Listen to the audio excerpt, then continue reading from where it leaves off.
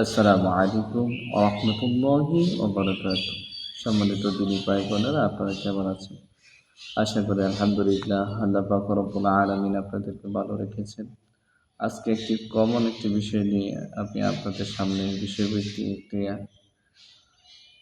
একটি আমল নিয়ে উপস্থিত হয়েছি।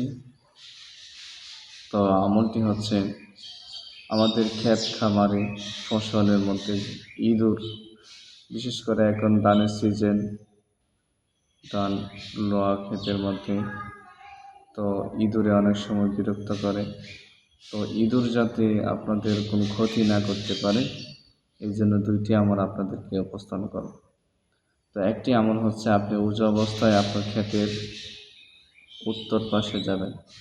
উত্তর পাশে গিয়ে আউযু বিল্লাহি মিনাশ শাইতানির রাজিম বিসমিল্লাহির রহমানির রহিম যাবেন। যাওয়ার পরে সূরাতুল ফাতিহা 10 বার পড়বেন। 10 বার উত্তর মুখে পড়ে উত্তর দিকে ফু দিবেন। এরপরে আপনি পশ্চিম দিকে যাবেন। পশ্চিম দিকে আপনার ক্ষেতের পশ্চিম দিকে গিয়ে আবারও আউযু বিল্লাহি বিসমিল্লাহ বলে 10 বার সূরাতুল ফাতিহা পড়ে পশ্চিম দিকে আবার ফু দিবেন। এরপরে আপনি দক্ষিণ দিকে যাবেন। এরপরে দক্ষিণ দিকে গিয়ে আবার কী করবেন, সূরাতুল ফাতিহা 10 বার পড়বেন, পরে ফু দিবেন।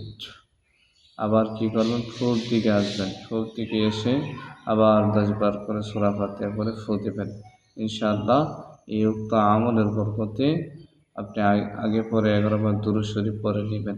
আগেও পড়বেন 11 বার দুরূদ শরীফ, আবার আমল শেষ হওয়ার পরেও 11 বার দুরূদ শরীফ পড়বেন। তো এই হলো এক নিয়ম। দ্বিতীয় নিয়ম হচ্ছে, আমরা সূরাতুল ইয়াসিন কী করব, সূরাতুল ইয়াসিন কিছু বালু নিব, কিছু বালুর মধ্যে সূরা ইয়াসিন পড়ে ফু দিব একবার। প্রতি মুমিন যখন আসবে তখন আপনি নিয়ত করবেন যে, আল্লাহ আমার ক্ষেতের মধ্যে যে কীট পতঙ্গ আছে নষ্ট করে, যাতে নষ্ট না করতে পারে ইঁদুর, আল্লাহ এটার জন্য আমি এটা করতেছি, নিয়ত করবেন। প্রতি মুমিন শেষ করবেন আর একটা নিয়ত করে ফু দিবেন। তো একবার এভাবে মুমিনে 7 বার নিয়ত করে ফু দিবেন। মুমিনের কী উদ্দেশ্য করতেছেন, তারপর ওই বালুটা ক্ষেত খামারে ছিটাইয়া দিবেন। ইনশাআল্লাহ আপনার ক্ষেত থেকে ইঁদুর পলায়ন করবে ইনশাআল্লাহ। সালাম আলাইকুম।